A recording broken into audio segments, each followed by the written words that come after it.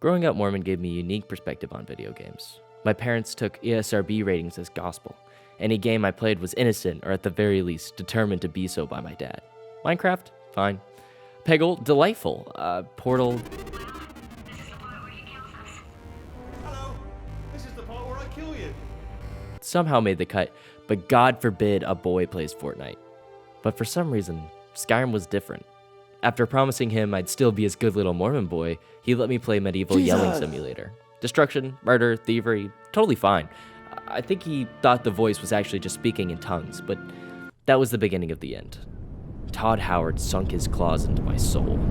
His games are terrible, or so I've been told. Skyrim has game-breaking bugs that even now have not been patched. The design philosophy of Skyrim and Bethesda as a whole is flawed and causes nothing but lost potential, and apparently I've been blinded by nostalgia. But I don't see it this way, so I've applied the help of a D1 hater, Miss Cookie Cool. Hey. She's a hater of all things I enjoy and seeks to destroy everything that brings me happiness. Yep. But only because you have horrible taste. Wow, you were so nice to me. So, how do you like Skyrim even though it's the least fun video game ever made? Well...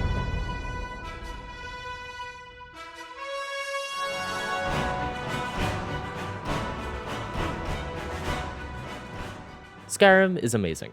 From the environments to the quests, there are zero flaws in the game. The Skyrim wiki has a whole page dedicated to glitches and exploits. Yeah, well, look, it may have had a few issues. Let's first set the stage to 2011.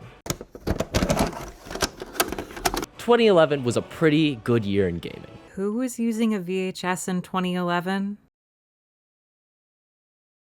Portal 2, Terraria, Oh. Shut up. Cars 2, the game, the first farming simulator, and The Binding of Isaac all came out. But the two biggest games at this time were Minecraft and Skyrim. Minecraft, well, probably the most influential game to me and many other children at the time, looked like this. While it brings good memories, I mean, come on. Look at Skyrim. This game is fucking beautiful. It doesn't just bring me nostalgia for when I had no problems, it actually entrances me into the world. The amount of dopamine that is sent to my brain just by looking at the night sky is immaculate. My very masculine dream of holding a sword on the throat of the world is fulfilled. You are a twink. Let me have this. The game allows me to do what I want when I want to. There isn't a moon to crash into the world, no forced plot, just the chaos of my choosing. It was my first open world RPG. Not even that, it was my first RPG period. It wasn't just new, it was revolutionary. My character could be a cat and slaughter the entire village with my hands, or it could be a gay wood elf named Wallace Wells who becomes the Dragonborn. I had a dragonbone sword, armor made from the B-side slain, and a beautiful vampire who... wait, I can't marry Serana? Are you having a breakdown over your love for a fake woman? Yes, I am. Mommy? Who said that? Sue me. Dude. Look, the Dawn Guard storyline alone got me so invested in the world that I actually started wanting to be in it. God, Like, my wife. oh my god, a vampire with daddy issues? What's there not to love? I genuinely felt conflicted in being infected with vampirism. Like, on one side, I hated vampires, but on the other, I loved Serana. Eventually, I chose Serana over the Dawn Guard. Well, what the fuck? See, it's a mess. She just got a little excited, that's all. Listen, buddy, don't you think you're a little too into this game? What? No. You were just crying on the ground because of it. Yeah. Let's try and look at this objectively. What are some facts about Skyrim? No more looking through rose-tinted glasses. Please. Fine. Okay. Skyrim is a massive open-world RPG released by Bethesda Game Studios on November 11th, 2011. Are you happy? God, this sounds like I'm reading off a Wikipedia page. This is going to be horrible for viewer retention. Do you really want to... How long was it in development? 3 years, but I really don't see how that matters. Skyrim is the game where every single press release and interview stressed the size of the adventure, the size of the world, the size of Todd Howard's erection every time he sees a mountain he can climb. you can walk all the way to the top of that mountain. It's And? And that's why nothing in the game works. It's too big for its own good. That's why it's riddled with glitches. That's why every dungeon feels the same. That's why everything is so grindy. You can only design so much by hand in a limited time. The game's mechanics are spread too thin to be any fun. I thought we were trying to be objective. Maybe I don't want to be objective. Maybe I'm sick of seeing people call this game a masterpiece when it's really a disappointment. The fishing feels bad, vegetable soup is too good, and everyone is racist?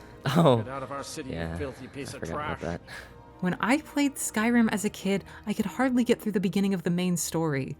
Everyone's seen a dragon in a fantasy video game before. People have been going on quests about those guys since the 80s. But I was promised Skyrim was different. It was a game with so much to offer that I could do whatever I wanted.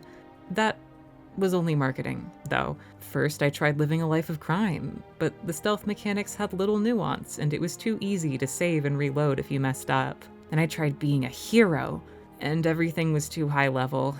There wasn't a single quest in Whiterun I could get to the end of without having to cheese it somehow. It's almost like the developers didn't want me, specifically me, to have fun.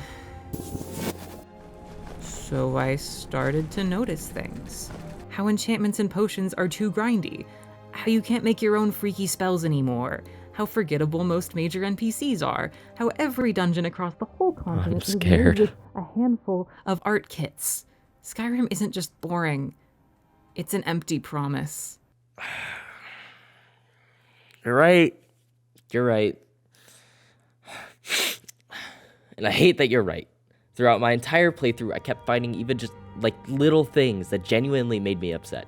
I'd like to say that I explored everything in my 100 hours of gameplay, but in reality, maybe a quarter of that time was just scouring through ruins enough to find dwarven metal to create 2,000 dwarven bows, just to level up my smithing by like 2 levels. The difficulty ceiling isn't a curve, it's getting hit by a giant to Sovngarde. You'll go from battling skeevers to fighting fucking Talos himself. And the solution isn't, oh, let me use my new combo move, it's, let me consume 300 cabbages real quick. Seriously, I didn't prepare for dungeons by strategizing, I did it by stealing as much food as I could. Like, by the divines, it pisses me off so bad. You agree with me? Yes, I do. Tragically. Man, you suck. And it's not like I didn't have any fun with the game, but these issues, they are so blatantly obvious.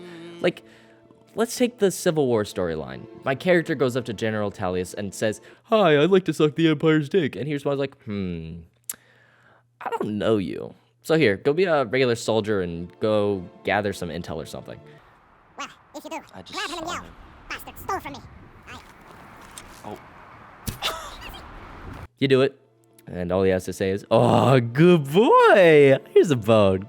So go fetch, come back, underwhelmingly storm a fort, come back, do nothing but what feels like meaningless quests, and all you get is a thanks. You're a real great asset to the Empire. Like, honestly, it makes me feel like the whole reason I like this part of the game is because my dad didn't tell me he's proud of me. Subscribe if you relate. So you joined the Empire because your dad didn't love you. Fuck you. Sorry. So, why do you even like Skyrim? Man, I don't know. The whole conversation got me messed up. I want to say that nostalgia is the reason, but I know it's not.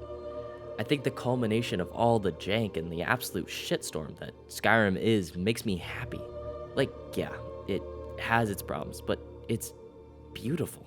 Undeniably, the scenes are exquisite.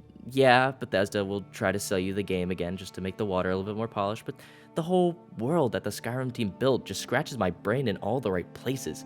I love being able to save the orphans by killing that old lady. I love being able to choose which side of the shitty civil war I'm on and seeing the effects after.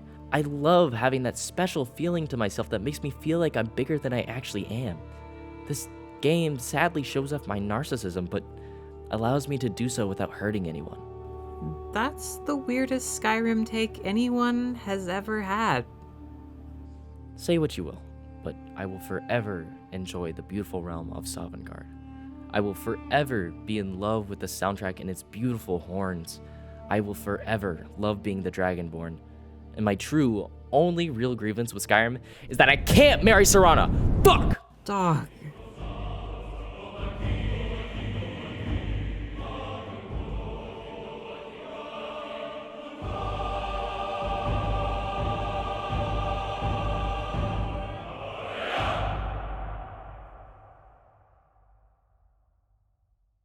There's a mod, I can marry Serana, holy shit!